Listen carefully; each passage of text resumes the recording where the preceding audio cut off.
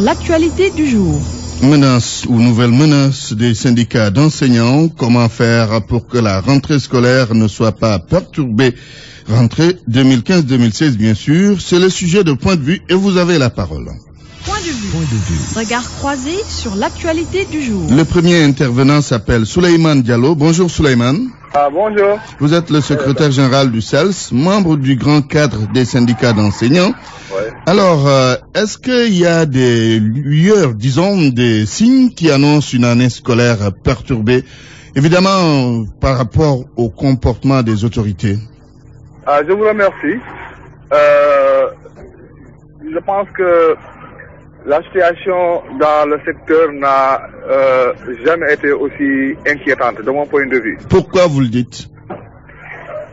Pour la bonne et simple raison que nous avons constaté que l'éducation et la formation, la paix sociale dans le secteur, le développement de l'éducation ne constitue pas une priorité pour le gouvernement.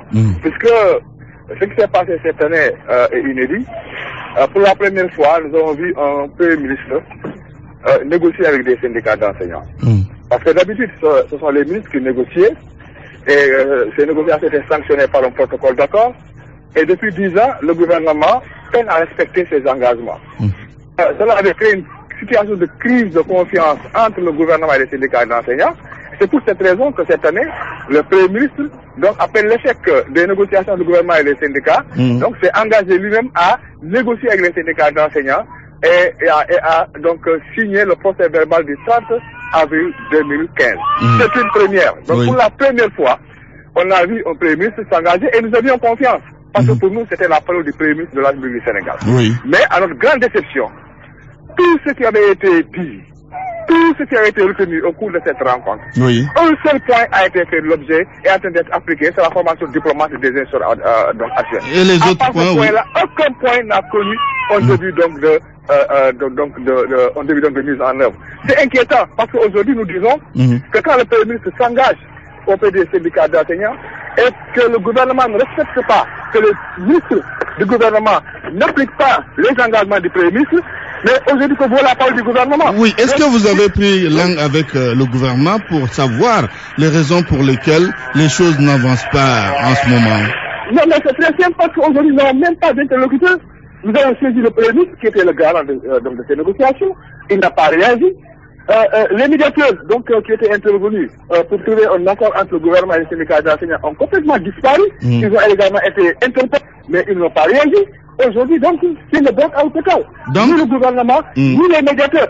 C'est extrêmement grave. Donc, toutes les conditions sont réunies pour que la rentrée soit perturbée. Toutes les conditions sont réunies pour que l'année scolaire 2015-2016 soit aussi ou plus perturbée que les années précédentes.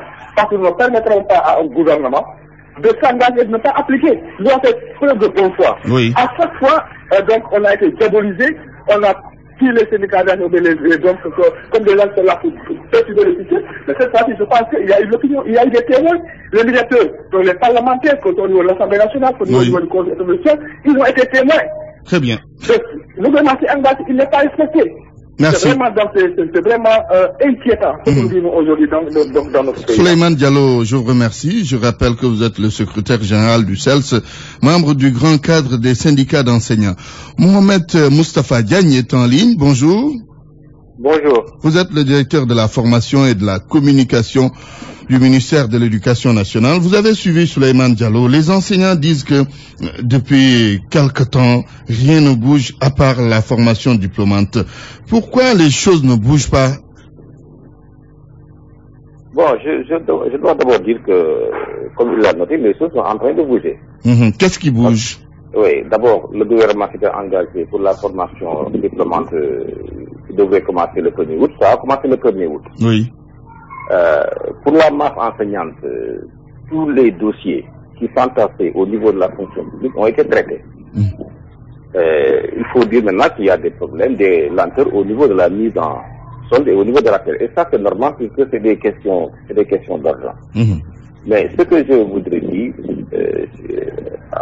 à nos partenaires, c'est qu'il faut aussi qu'on arrête de dire que oui, le gouvernement n'a pas honoré ses engagements, etc. le gouvernement a honoré un certain nombre d'engagements. Et ça, c'est constaté par les enseignants eux-mêmes qui sont bénéficiaires donc de ces engagements-là. Oui, des lenteurs, vous l'avez dit, des lenteurs administratives. Est-ce que vous avez suffisamment communiqué avec eux pour qu'ils sachent qu'il y a des lenteurs, que ce n'est pas à votre niveau? Oui, les lenteurs administratives, d'abord c'était la fonction publique. C'est les dossiers de reclassement, d'intégration, etc. Alors, ces dossiers-là ont été traités par une opération coup de poing. Maintenant, ce sont des dossiers à incidence financière. Lorsque ces dossiers-là sont traités et arrivent au niveau du ministère des Finances, évidemment, il est question de décaisser des sommes d'argent conséquentes. Donc, le ministère des Finances est obligé de procéder à une planification pour pouvoir payer les enseignants. Mais je voudrais également demander au ministre des Finances de redoubler d'efforts. Parce que également, il faudrait aussi que les enseignants-là... Pour vous faciliter la tâche. Oui. Je pense que ils font des efforts, ils ont fait des efforts par rapport à cette grève-là. Il faudrait au moins que toutes les questions de mise en solde, que le ministre des Finances, évidemment, traite ces questions-là de façon définitive. Vous n'avez pas... Attendre, mais la mise en solde, quand même, il faut que le gouvernement, que ça aille le ministre des Finances, vraiment prenne... le taureau par les cornes. Très bien. Alors, vous n'avez pas de crainte par rapport à la rentrée scolaire, des perturbations, comme l'a dit Souleymane Diallo tout à l'heure? Moi, je pense que aujourd'hui, après le conseil présidentiel, le président a résolument tourné, donc a enclenché l'émergence pour l'éducation. Il a pris 11 mesures. Et je ne crois pas que... Et ils savent que le président ne plaisante pas. Aujourd'hui, l'éducation est un enjeu national. Personne n'a intérêt à saboter l'école publique. Je pense que Oubitei, Greptei, ça, vraiment, moi, parfois aussi, je ne comprends pas. Nous tous, nous savons que nous avons un pays pauvre. Nous ne pouvons pas vivre comme si nous étions en France ou nous étions aux États-Unis. Ce n'est pas la même chose. Ce n'est pas les mêmes possibilités. Il nous faut être réalistes. Je suis d'accord que sur certaines questions, oui, mais d'autres questions, c'est des milliards et des milliards qu'il faut décaisser. Et le gouvernement a beau vouloir prendre des décisions, mais il faut attendre, parce que voilà, c'est un pays qui a des difficultés. Et le secteur de l'éducation n'est pas le seul secteur. J'ai l'habitude de rappeler que nous avons 1500 milliards de recettes.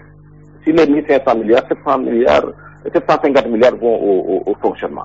Je pense qu'un pays comme ça, dans un pays comme ça, on devrait pouvoir se tolérer les uns et les autres. Encore une fois, personne n'a intérêt en tout cas, le gouvernement fera tout ce qui est nécessaire pour que nous ayons une ouverture des écoles, donc, paisible, et que les enfants puissent rentrer, donc, à l'école sereinement. Très bien. Maintenant, oui. Terminé. Je voudrais faire encore une fois un appel aux partenaires. Oui. Ce sont nos partenaires, ce ne sont pas nos adversaires. Donnons-nous un peu de temps pour que le président de la République, en collaboration, donc, qui a instruit le ministre de l'Éducation nationale, évidemment, puisse mettre en pratique les 11 mesures qui seront salutaires pour notre système éducatif. Très bien. Message d'apaisement de Mohamed Moustapha Diagne, directeur de la formation et de la communication du ministère de l'Éducation nationale. Nous sommes en ligne avec Mamadou Diop Castro. Bonjour. Bonjour. Vous êtes le président du comité du dialogue social pour l'éducation. Alors, faut-il avoir des craintes par rapport à la rentrée scolaire? Risque de perturbation? Tout dépendra des dispositions qui seront prises durant ces quelques semaines qui nous séparent de la rentrée pour restaurer la confiance entre les différents acteurs et rassurer les ordres qui commencent à élever le ton. Cela a été fait au Conseil présidentiel.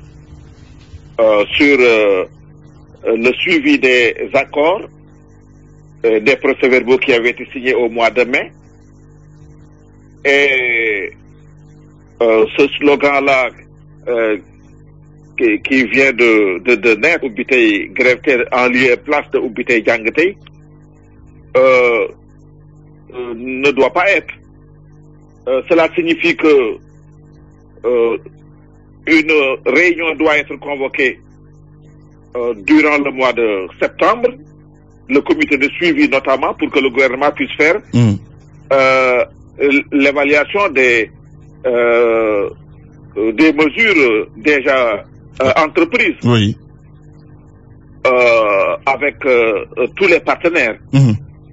Que le ministère de l'Éducation également s'attelle à organiser une rencontre avec les différents partenaires pour préparer la rentrée. Que l'on puisse donner également les moyens au comité du dialogue social pour qu'il puisse jouer sa partition. Nous nous sommes toujours plombés à cause de l'absence de moyens, malgré tout ce qui se dit autour du dialogue social. Oui. Nous ne sommes pas encore véritablement opérationnels pour jouer notre partition. C'est par à-coup que nous agissons. Alors que nous avons anticipé sur les événements, nous avons assuré le suivi des engagements pris de part et d'autre et faire en sorte que le dialogue social prenne le pas sur la culture de la confrontation. Oui. Nous n'y sommes pas encore arrivés. Oui, mais on n'en est pas encore là. Les enseignants parlent de choses qui n'avancent pas du tout. Le ministère fait dans l'apaisement. Normalement, on devrait s'entendre si on discute, non? L'on s'est déjà entendu sur ce qu'il faut faire. C'est sur le comment faire qu'il y a encore des difficultés parce que le gouvernement signe des PV ou signe des accords, prend des engagements, mais tarde à les matérialiser. Par exemple, avec l'opération coup de poing qui avait permis de signer beaucoup d'actes, le gouvernement s'était engagé à payer les rappels entre le 31 mai et le 31 juillet. Rien n'a été fait dans ce domaine-là. Alors qu'il faut commencer pour rassurer les partenaires que la planification a été faite puisque la somme est maîtrisée et que les virements ont commencé, parce qu'il ne s'agit pas de faire tout à la fois et d'un seul coup, mais de rassurer les gens parce qu'on aura commencé pour dérouler le processus. Il y a également les actes eux-mêmes qui sont en train d'être signés, qui doivent être mis à la disposition des bénéficiaires. Oui. Ici également, il y a des difficultés. Mais chaque jour que Dieu fait, le ministère de la fonction publique annonce des actes, fait signer des actes, mais il y a encore la difficulté parce que c'est le stock qui était important. Mais si les choses se font et que les actes sortent régulièrement, les organisations syndicales seront rassurées que l'accord est en train d'être mis en œuvre. Très bien. En tout cas, merci, Mamadou Diop Castro, président du comité du dialogue social pour l'éducation. C'est tout pour Point de vue aujourd'hui.